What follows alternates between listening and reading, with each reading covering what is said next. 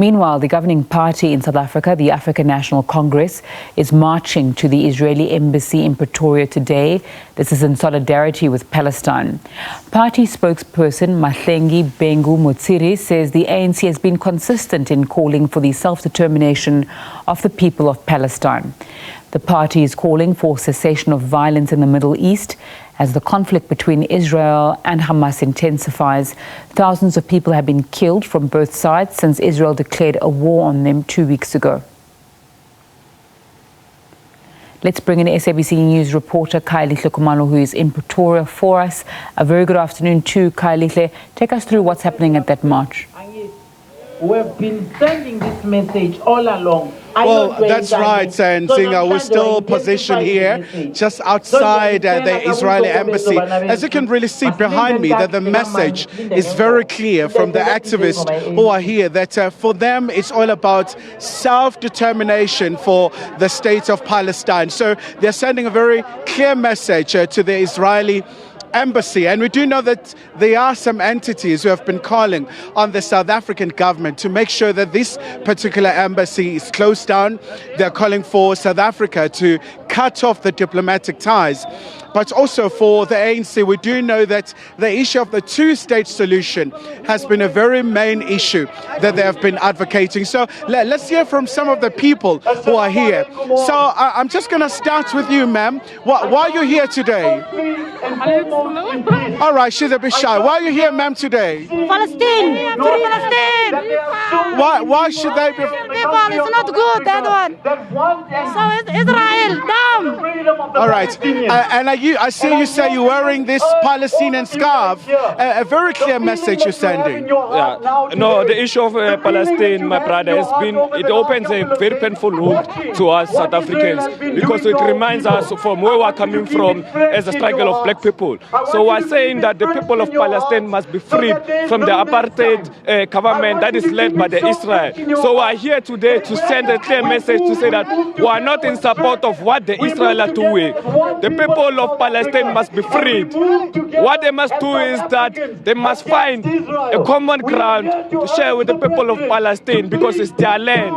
If not so, we're going to show support to the people of Palestine that they must fight fire with fire. All right, I'm seeing a placard here written, freedom, justice, equality. Palestine will be free. I'm just going to ask you, sir, you're waving these flags.